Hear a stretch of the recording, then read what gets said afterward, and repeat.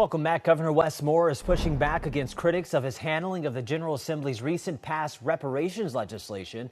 As WJZ has previously reported, the legislation would have created a commission to study reparation options for descendants of those who were enslaved in Maryland and the lingering effects of racial discrimination in the state.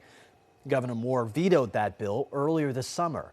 But in a new report, our media partner, the Baltimore Banner, says the governor had already drafted an executive order similar to the legislation introduced by state lawmakers, leaving many very frustrated.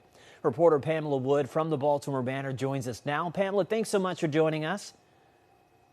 Thank you so much for having me. All right, so let's dive right into it. First, walk us through what was planned in this executive order and how similar state lawmakers said it was to their bill. Now, I spoke with multiple lawmakers and advocates who had either been shown a copy of the executive order or were briefed on it by the governor's team. And what they told us is that it was very similar to their legislation that they ultimately passed, setting up a commission to study slavery, institutional discrimination, and come up with recommendations for ways the state can start to make amends and make repair, whether that's payments or something else. Now, these lawmakers and advocates told me there were a few differences in the governor's plan, but importantly, Governor Wes Moore and his team are not making their executive order that they drafted public. So we can't really see exactly. They insist it's different, but we haven't seen it. Yeah, you also spoke to Delegate Althea McCaskill, who said she had a meeting with the governor and she was angry about his plans. What more do we know about their meeting and how the governor actually responded?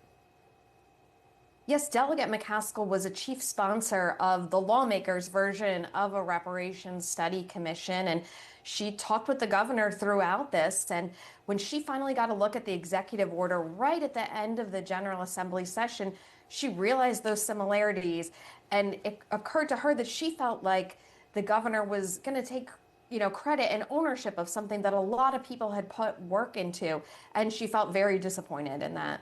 Yeah, there was a lot to figure out there. And I guess for all our viewers, the obvious question is, what comes next for the legislation? Could it actually be introduced?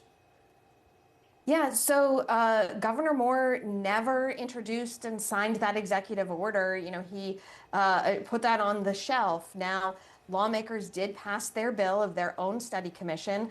Governor Moore vetoed it, and the next time the lawmakers are back in session in Annapolis, they tell me their top priority is going to be to override that veto, get that commission set up, and have it start to do the work. It'll be interesting to see how it all turns out. Pamela Wood from the Baltimore Banner, thanks so much for joining us. Thank you. Now, if you'd like to learn more about Pamela's story and other independent reporting for a media partner, the Baltimore Banner, just head to thebaltimorebanner.com. Now,